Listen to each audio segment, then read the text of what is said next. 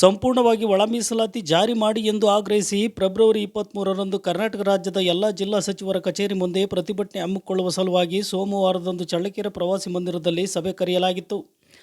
ಸಭೆಯ ಅಧ್ಯಕ್ಷತೆಯನ್ನು ಹಿರಿಯ ಮುಖಂಡರು ಹಾಗೂ ಹೋರಾಟಗಾರರಾದ ಹುಲ್ಲೂರು ಕುಮಾರ್ ಅವರು ಅಧ್ಯಕ್ಷತೆ ವಹಿಸಿ ಮಾತನಾಡಿದರು. ರಾಜ್ಯ ಸರ್ಕಾರ ಒಳ ಮೀಸಲಾತಿಯನ್ನು ಸಂಪೂರ್ಣವಾಗಿ ಜಾರಿ ಮಾಡದಿರುವ ಕಾರಣ ಪರಿಶಿಷ್ಟ ಜಾತಿ ಸಮುದಾಯಕ್ಕೆ ಧಕ್ಕೆ ತರುವಂಥದ್ದು.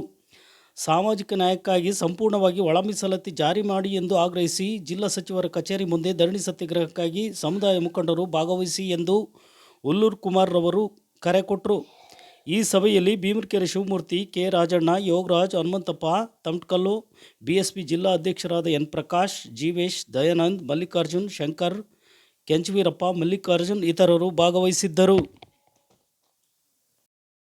ಜೈ ಭೀಮ್, ಜೈ ಮಾದಿಗ. ಚಿತ್ರದುರ್ಗ ಜಿಲ್ಲೆ ಎಲ್ಲ ಮಾದಿಗ ಸಮುದಾಯದಲ್ಲಿ ತಾನು ವಿನಂತಿ ಮಾಡಿಕೊಳ್ಳೋದೇನೆಂದರೆ, ರಾಜ್ಯ ಸರ್ಕಾರ ಈಗೇನು ಒಳ ಮೀಸಲಾತಿ ಜಾರಿಗೆ ಸಂಬಂಧಪಟ್ಟಂಗೆ ಯಾವ ರೀತಿ ಕಾನೂನು ಕ್ರಮ ಕೈಗೊಂಡಿದೆ ಅನ್ನೋ ವಿಚಾರಕ್ಕೆ ಸಂಬಂಧಪಟ್ಟಂಗೆ ಈಗ ಆಗಿರ್ತಕ್ಕಂಥ ಗೊಂದಲಗಳನ್ನು ಸರಿಪಡಿಸೋದಕ್ಕೆ ಫೆಬ್ರವರಿ 23ರಂದು ಎಲ್ಲ ಸಚಿವರ ಕಚೇರಿ ಮುಂದೆ ಧರಣಿ ಕಾರ್ಯಕ್ರಮ ಇರೋದ್ರಿಂದ, ಉಸ್ತುವಾರಿ ಸಚಿವರ ಕಚೇರಿ ಮುಂದೆ ಧರಣಿ ಕಾರ್ಯಕ್ರಮ ಇರೋದ್ರಿಂದ ಕಾರ್ಯಕ್ರಮದ ಉದ್ದೇಶ ಸಂಪೂರ್ಣ ಒಳ ಮೀಸಲಾತಿ ಜಾರಿಗೆ ಆಗ್ರಹಿಸಿ ಒಂದು ದಿನದ ಧರಣಿ ಕಾರ್ಯಕ್ರಮ ಜಿಲ್ಲಾ ಸಚಿವರ ಕಚೇರಿ ಮುಂದೆ ಕಾರ್ಯಕ್ರಮ ಇರೋದ್ರಿಂದ ಎಲ್ಲ ತಾಲೂಕಿನ ಎಲ್ಲ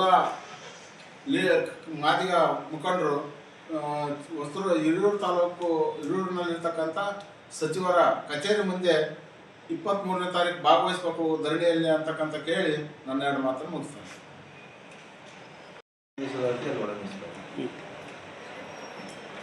ಬಂಧುಗಳೇ, ಈಗಾಗಲೇ ರಾಜ್ಯ ಸಮಿತಿ ಆದೇಶದ ಮೇರೆಗೆ ಇದೇ ತಿಂಗಳು 23ನೇ ತಾರೀಕಿಗೆ ನಮ್ಮ ಜಿಲ್ಲೆಯ ಉಸ್ತುವಾರಿ ಮಂತ್ರಿಗಳಾದಂಥ ಡಿ ಸುಧಾಕರ್ ಅವರ ಕಚೇರಿ ಮುಂದೆ ಹಿರಿಯೂರಲ್ಲಿ ಸಂಪೂರ್ಣ ಒಳ ಮೀಸಲಾತಿ ಜಾರಿಗೆ ಆಗ್ರಹಿಸಿ ಬೃಹತ್ ಪ್ರತಿಭಟನೆಯನ್ನು ಹಮ್ಮಿಕೊಂಡಿದ್ವಿ.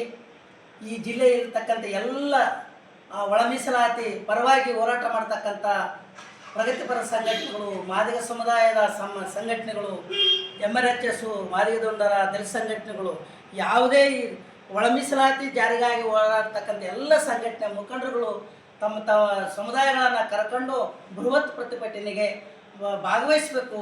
ಈ ಒಂದು ಬೃಹತ್ ಪ್ರತಿಭಟನೆ ಯಶಸ್ವಿಗೊಳಿಸಬೇಕಂತ ಜಿಲ್ಲೆಯಲ್ಲಿರ್ತಕ್ಕಂಥ ಎಲ್ಲ ಮಾದಿಗ ಸಮುದಾಯದ ಬಂಧುಗಳಲ್ಲಿ ನಾನು ವಿನಂತಿಸಿಕೊಳ್ಳುತ್ತೇನೆ.